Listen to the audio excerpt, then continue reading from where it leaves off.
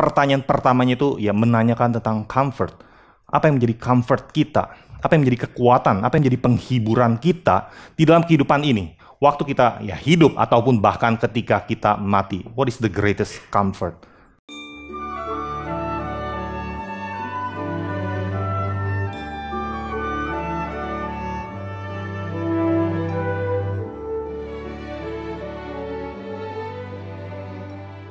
Ya, Bapak Ibu Saudara-saudara yang dikasihi oleh Tuhan Yesus Kristus, comfort, satu penghiburan dan kekuatan, itu berasal dari Tuhan. Salah satu katekisasi yang paling penting gitu ya di dalam ya, tradisi Reform, ya selain daripada Westminster Catechism, ada Heidelberg Catechism, di mana pertanyaan pertamanya itu ya menanyakan tentang comfort. Apa yang menjadi comfort kita? Apa yang menjadi kekuatan? Apa yang menjadi penghiburan kita di dalam kehidupan ini? Waktu kita ya hidup ataupun bahkan ketika kita mati. What is the greatest comfort? Dan jawabannya ketika kita menjadi milik Tuhan kita Yesus Kristus. Itulah comfort kita yang terbesar. Sehingga waktu kita hidup untuk Tuhan.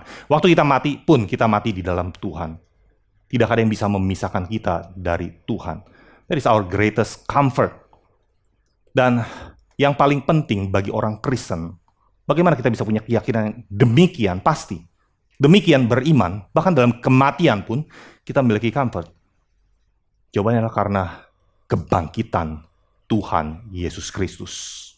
Dalam 1 Tesalonika pasal yang keempat, itu rasul yang sama, Rasul Paulus, menuliskan kepada jemaat di Tesalonika, engkau tahu ini, engkau tahu ini, engkau tahu ini, engkau tahu ini. Tapi ada satu hal yang ditekankan oleh Paulus di sana. Apa yang aku ingin memberitahukan kepada kamu tentang mereka yang sudah meninggal terlebih dahulu. Mereka bersama-sama dengan Tuhan. Inilah yang menjadi penghiburan bagi orang-orang yang Kristen yang kehilangan, yang berduka atas orang-orang yang dikasihinya.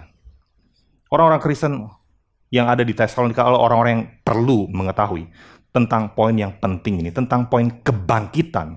Yang pertama-tama terjadi pada Tuhan Yesus Kristus. Dialah buah sulung. Sehingga kalau buah sulung, satu buah pohon menghasilkan buah yang pertama, maka nanti akan menyusul daripada buah-buah yang lain, buah yang sama persis. Itu yang menjadi satu kekuatan penghiburan. Dan Paulus katakan, hiburkanlah satu dengan yang lain, dengan perkataan ini.